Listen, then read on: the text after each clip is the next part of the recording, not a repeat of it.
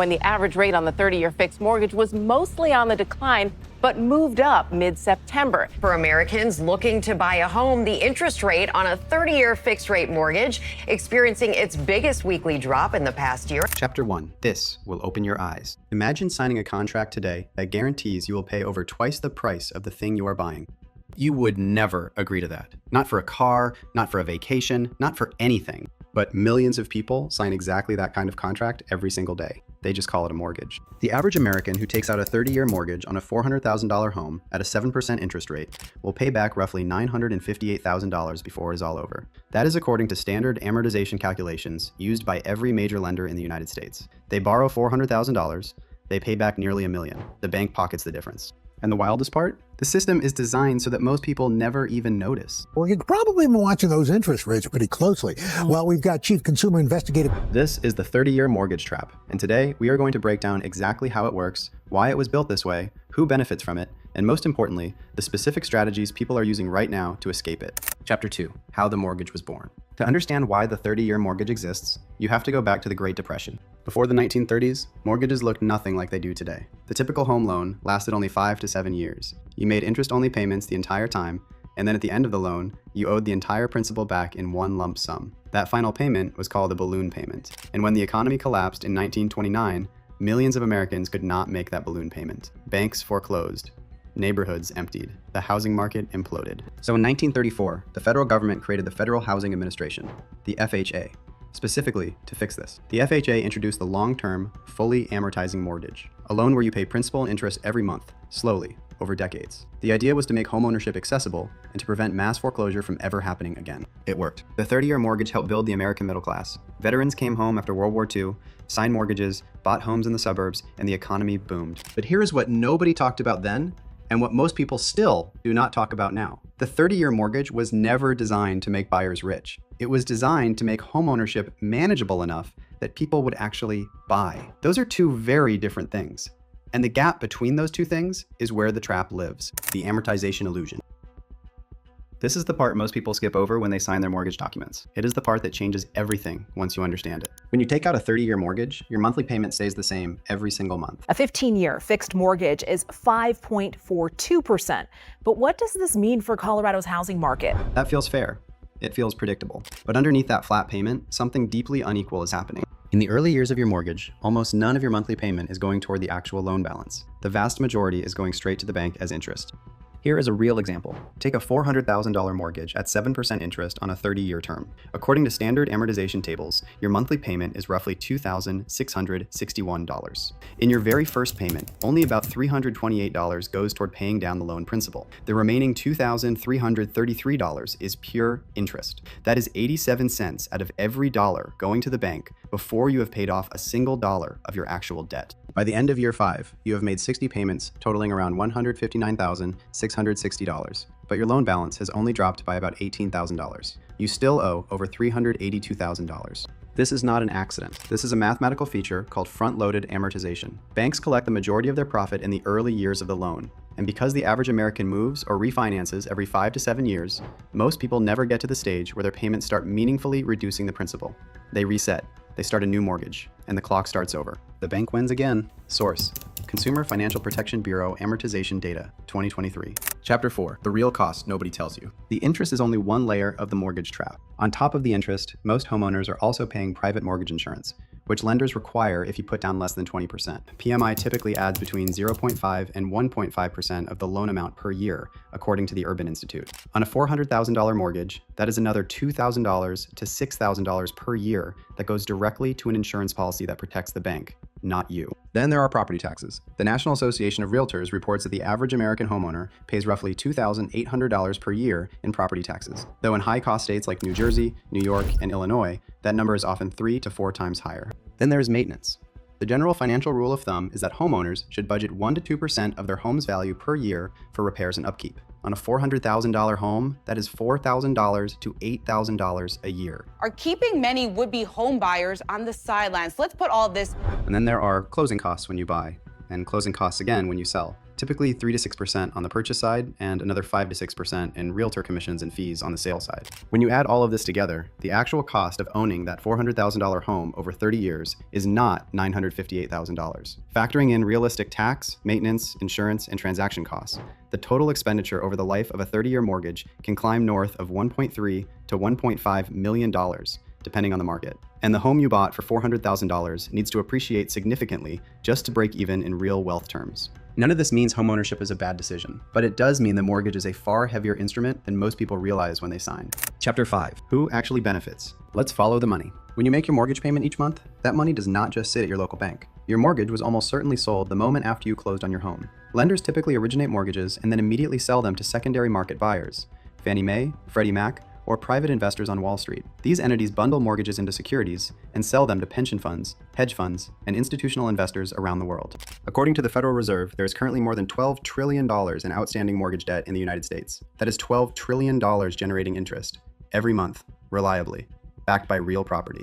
Your mortgage payment is somebody's investment portfolio yield. The banks earn origination fees, which typically range from 0.5 to 1% of the loan amount just for processing the paperwork. They earn servicing fees if they continue to collect payments on loans they sold. They earn from refinancing when rates drop and borrowers start the whole process over again. The 30-year mortgage is one of the most perfectly engineered financial instruments ever created.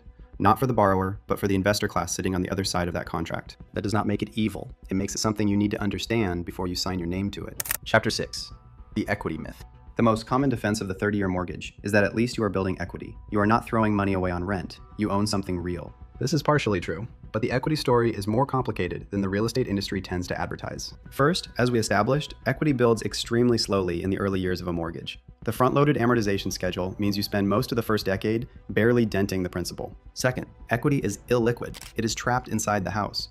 You cannot spend it without either selling the home or taking on more debt in the form of a home equity loan or HELOC. Both of those options come with their own costs and risks. Third, home prices do not always go up. Case-Shiller data shows that when you adjust for inflation, real home prices in the United States were essentially flat from the 1890s through the early 2000s. The massive price appreciation most people are thinking of is largely a post-2000 phenomenon, driven by low interest rates and restricted housing supply. That tailwind is not guaranteed to continue. Fourth, the equity you do build is concentrated in a single illiquid asset. From a pure portfolio diversification standpoint, that is a significant risk exposure. An economist named Robert Shiller, who won a Nobel Prize in part for his work on housing markets, has pointed this out repeatedly. His research found that over the very long run, housing as an investment has returned roughly 1% per year above inflation. Compare that to broad stock market indexes, which have historically returned 6 to 7% above inflation annually. This is not an argument against buying a home. It is an argument against treating a mortgage purely as a wealth-building strategy without understanding its actual mechanics.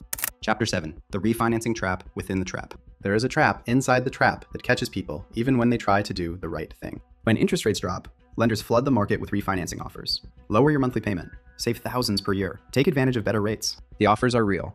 Lower rates genuinely do reduce your monthly payment. But here is what the refinancing pitch does not mention. When you refinance, you restart the amortization clock. You go back to day one of a new 30-year mortgage. You are back to paying 87 cents of every dollar in interest. And any equity you had started to build through principal reduction is now baked into a higher loan balance with a fresh 30-year schedule attached. The average American refinances their mortgage every 4 to 5 years, according to data from the Mortgage Bankers Association. That means many homeowners spend decades paying almost nothing but interest, perpetually resetting the clock before the amortization schedule starts working in their favor. The bank has absolutely no complaint about this arrangement. A person who buys a home at 30, refinances at 35, refinances again at 42, and finally pays off the mortgage at 62, has paid interest on a 30-year loan for 32 years.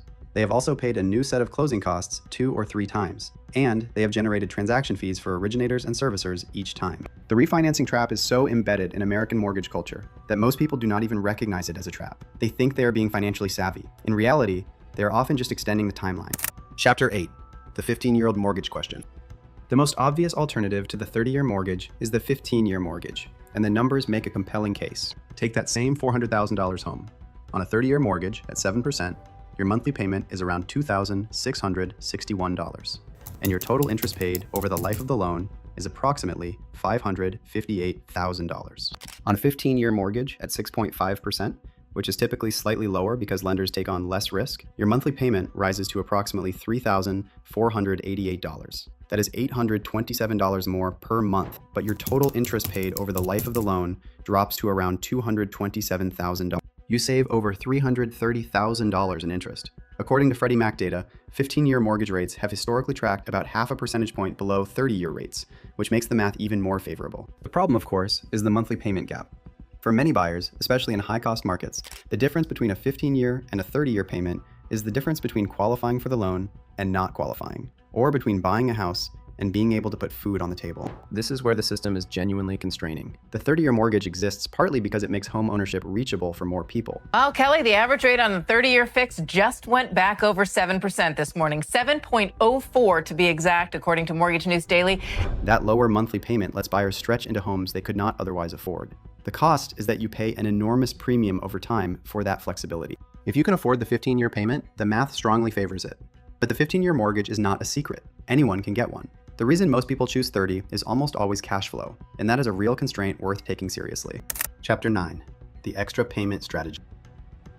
Here is where the math starts turning in the borrower's favor, and it does not require refinancing, a higher income, or any complex financial moves. Making even one extra mortgage payment per year applied directly to principal can shave years off a 30-year mortgage and save tens of thousands in interest. On that same $400,000, 30-year, 7% mortgage, if you make one additional principal payment of $2,661 each year, the total time to pay off the mortgage drops from 30 years to approximately 25 years. You save roughly 5 years of payments and eliminate over $100,000 in interest costs.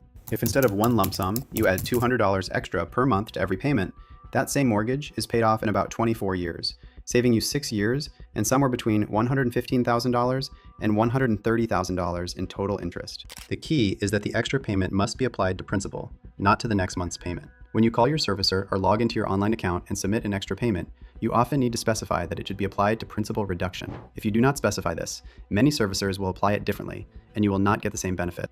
The strategy works because of how amortization operates in reverse. When you reduce the principal early, you eliminate future interest charges on that reduced balance for every remaining month of the loan. Every dollar you pay down today saves you close to $1 or more in future interest. The barrier is behavioral, not mathematical. Most people know they could pay more. Very few actually do it consistently. Chapter 10, Biweekly Payments and the Half Payment Trick. There is a variation of the extra payment strategy that many financial advisors recommend because it aligns with how most people get paid, and it builds the extra payment in automatically. Instead of making 12 monthly mortgage payments per year, you make 26 half payments. That is one payment every 2 weeks. The result is that over the course of a year, you have made 26 half payments, which is equivalent to 13 full monthly payments instead of. That one extra payment per year, applied consistently, shaves roughly 4 to 5 years off a standard 30-year mortgage and saves the average homeowner between $50,000 and $80,000 in interest, depending on the loan size and rate, according to calculations verified by multiple mortgage lenders and financial planning resources. The practical note is important here. Some lenders offer a biweekly payment program, but some charge a fee to set it up. You do not need to pay that fee. You can achieve the same result by dividing your monthly payment by 12 and adding that amount to every monthly payment as principal. It is the same math, no fee, and no special program required. The real value of the biweekly structure is not the math, which is simple. It is the automation. When the extra payment happens automatically, tied to your pay cycle, you never feel it as a sacrifice. You never decide not to do it this month because money is tight. It just happens. Behavioral economists call this choice architecture. You set up the system once, and the system does the work. Chapter 11, Mortgage Recasting. The strategy most people have never heard of. Recasting is re-amortization of your mortgage. Stay with me, I'm going to explain. Most people know about refinancing. Almost nobody talks about recasting. Mortgage recasting is when you make a large lump sum payment toward your principal and then ask your lender to re-amortize the loan based on the new, lower balance. The interest rate stays the same. The loan term stays the same, but your monthly payment drops because it is now calculated on a smaller principal. This is genuinely useful for people who come into a lump sum of money, an inheritance, a bonus, the sale of another property, a concentrated stock payout. Here is how it works in practice. A mortgage recast allows you to pay a lump sum towards your principal balance in order to reduce your monthly payments. Say you are 5 years into that $400,000 mortgage at 7% with a $2,661 monthly payment. Your balance is around $382,000. You come into $50,000 and apply it to the principal, bringing the balance down to $332,000. You request a recast. The lender recalculates your payment based on $332,000 at 7% over the remaining 25 years. Your new payment drops to roughly $2,328 per month. You have not changed your rate. You have not restarted the clock. You have simply reduced the balance and lowered the obligation. You save $333 per month every month for the remaining life of the loan. Recasting typically costs between $150 and $500 in administrative fees, far less than the closing costs of a full refinance. Not all lenders offer it, and government-backed loans like FHA and VA loans often do not allow it, but conventional loans generally do. If you ever come into a significant sum, it is worth calling your servicer before you do anything else. Chapter 12: The Down Payment Decision and its Long-Term Consequences. One of the most consequential decisions a buyer makes before signing a mortgage is how much to put down. And the conventional advice to put down 20% is not always the right answer, but neither is putting down as little as possible. The 20% threshold is significant because it eliminates private mortgage insurance. On a $400,000 home, 20% is $80,000 down.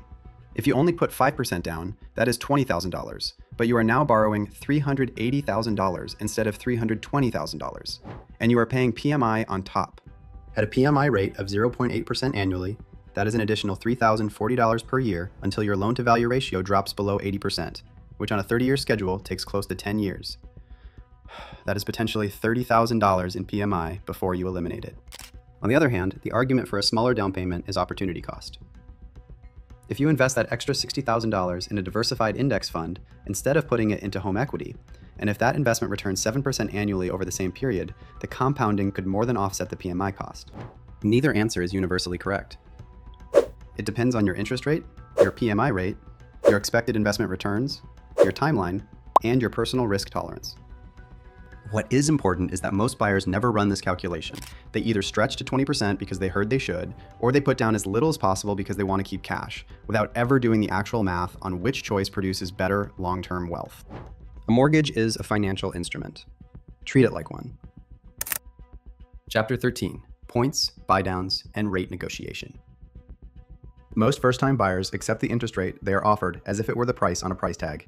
It is not. It is a starting point for a negotiation you are allowed to have. Mortgage points, also called discount points, are a mechanism for paying upfront to reduce your interest rate. 1 point equals 1% of the loan amount. On a $400,000 mortgage, 1 point costs $4,000 and typically reduces the interest rate by about 0.25%, though this varies by lender and market conditions. The question of whether to buy down the rate comes down to your break-even timeline. If buying 1 point costs $4,000 and reduces your monthly payment by $65, it takes roughly 62 months, just over 5 years, to recoup that upfront cost through the monthly savings. If you plan to stay in the home for longer than 5 years, buying the point is mathematically favorable. If you plan to move sooner, it is not. Beyond points, lenders have more flexibility in rate setting than they often let on. Shopping at least 3 to 5 lenders and explicitly asking each one to beat the best offer you have received can produce meaningful rate differences. According to a 2021 study by Freddie Mac, borrowers who got 5 rate quotes saved an average of $3,000 over the life of the loan, compared to those who accepted the first offer. On a 30-year mortgage, even a 0.25% rate difference saves a borrower approximately $20,000 in interest over 30 years on a $400 loan. That number makes rate shopping one of the highest value activities a buyer can engage in before closing. Most people spend more time negotiating the price of the appliances in the home than they spend negotiating the rate on the mortgage. That is backwards. Chapter 14: The Psychological Architecture of the Mortgage Trap. Before you sign a mortgage application or any other loan documents, carefully review them to make sure they're complete and accurate. The mortgage trap is not just mathematical, it is psychological. And understanding the psychology is just as important as understanding the math. The 30-year mortgage works so well as a financial product, partly because it is engineered around human cognitive tendencies that make us bad at evaluating long-term costs. Present bias is the documented tendency to value things in the present more highly than equivalent things in the future. When a lender shows you a 30-year mortgage versus a 15-year mortgage, your brain is drawn to the lower monthly payment right now. The $330,000 in extra interest you will pay over the next 3 decades feels abstract and distant. The $827 extra per month feels immediate and real. Anchoring is the tendency to give disproportionate weight to the first number you hear. The listing price of the home becomes your anchor. The mortgage payment becomes secondary. The total cost over 30 years rarely gets calculated at all. And the monthly payment framing? The most common way mortgages are discussed is specifically designed to make the total cost invisible. Nobody advertises a home as, this purchase will cost you $958,000 over 30 years. They advertise it as, only $2,661 per month. Research from behavioral economist Richard Thaler, another Nobel laureate, shows that payment framing dramatically affects people's willingness to make purchases and their assessment of value. Spreading a large cost into small monthly increments reliably leads people to underestimate the total. This is not a conspiracy. It is just how humans think. And it is not the lender's job to correct your cognitive biases. That is your job. If you become aware of mortgage fraud, you are encouraged to contact your local FBI office and report it. Chapter 15, the tax deduction myth.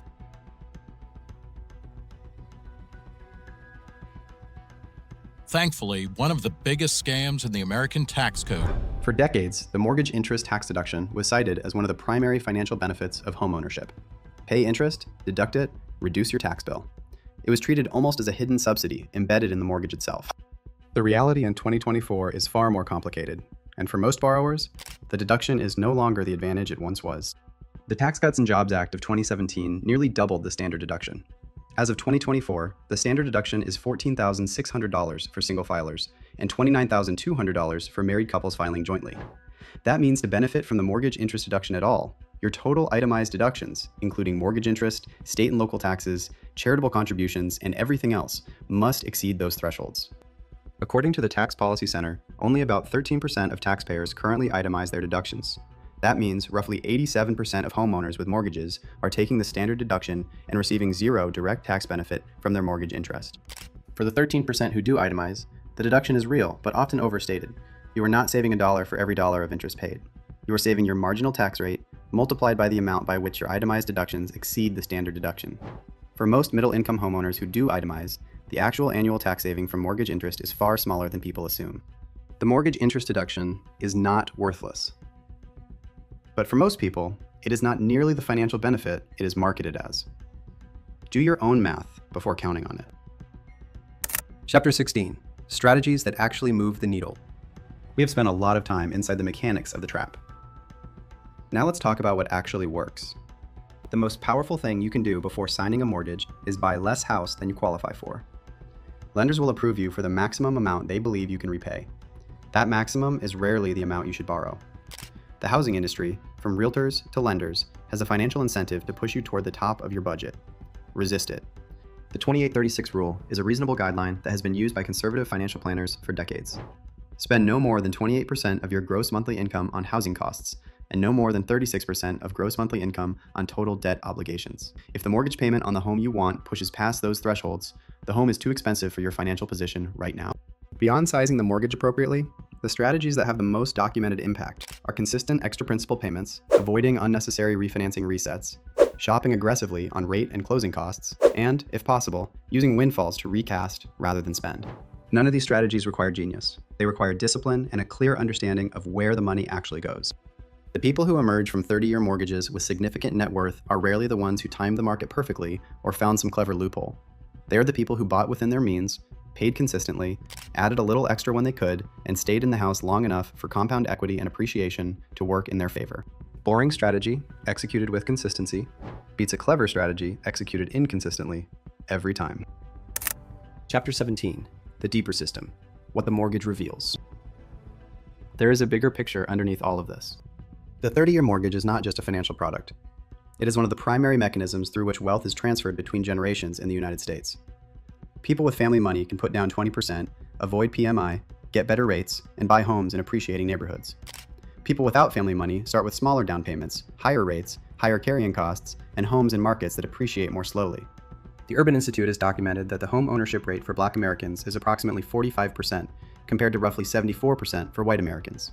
A significant part of that gap is directly traceable to differences in access to mortgage capital, differences in credit scoring systems that were historically structured in discriminatory ways, and differences in inherited down payment capacity. The mortgage is not a neutral instrument. It reflects and reinforces the wealth disparities that already exist. That does not mean the mortgage is your enemy. For most Americans, it remains the most accessible path to building long-term wealth. But treating it as a neutral financial tool, as just a way to buy a house, is a mistake. It is a 30-year obligation built on systems that have winners and losers. And understanding those systems is the first step toward positioning yourself on the right side of them. The people who beat the mortgage trap are not the people who avoid mortgages entirely.